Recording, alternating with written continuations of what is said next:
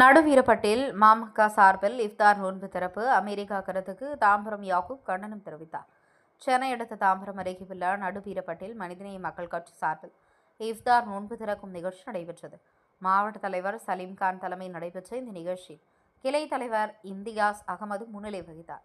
செயலாளர் Saddam Hussein வரவேற்புரை ஆற்றினார். நிகழ்ச்சியில் சிறப்பு அழைப்பாளராக மனிதநேய மக்கள் கட்சியின் மாநிலத்துறை பொதுச் செயலாளரும் தாம்பரம் மாநகராட்சி மாமன்ற உறுப்பினருமான தாம்பரம் யாக்கூப் கலந்து கொண்டு இஃப்தார் நோன்பு திறப்பு நிகழ்ச்சியை தொடங்கி வைத்தார். மேலும் குன்றத்தூர் மத்திய ஒன்றிய செயலாளர் ஈமணி, நடுவீரப்பட்டு தலைவர் சுப்பிரமணி, மாவட்ட செயலாளர் மேனகா தேவி, கோமகன் உள்ளிட்ட நிர்வாகிகள் கலந்து கொண்டனர். இந்நிகழ்ச்சியில் மனிதநேய மக்கள் கட்சி நிர்வாகிகள் மற்றும் இஸ்லாமிய சகோதர சகோதரிகள் ஏராளமானோர் பங்கேற்றனர்.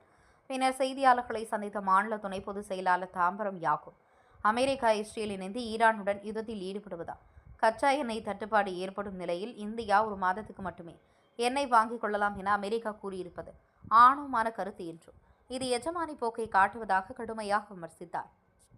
அதேபோல அலி கமேனி படுகொலை குறித்து கார்த்திக் சிதம்பரம் கூறிய கருத்தையும் வன்மையாக கண்டித்தவர் அந்த பேச்சு குறித்து காங்கிரஸ் கட்சி விளக்கமளிக்க வேண்டும் என்று தெரிவித்தார். மேலும் இந்தியாவும் இந்திய மக்களும் ஈரான் பக்கம் இருப்பதாகவும் பிரதமர் மோடி வேண்டுமானால் இஸ்ரேல் பக்கம் இருக்கட்டும் என்றும் தாம்பரம் யாக்கூப் கூறினார். தாம்பரம் செய்திகளுக்காக எஸ் பிரபு.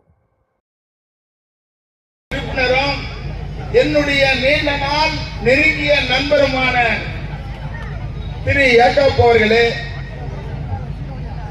இந்த நிகழ்ச்சியினுடைய தலைமை தாங்கி நடத்தி கொண்டிருக்கின்ற சலீம்கான் அவர்களே, இந்த நிகழ்ச்சிக்கு வருகை தந்து சிறப்பித்துக் கொண்டிருக்கின்ற சோமங்கலம் ஊராட்சி மன்றத்தினுடைய தலைவர் ஆரோக்கியம் ஜெயபால் அவர்களே, அன்பழகன் அவர்களே, ஞானமணி சகல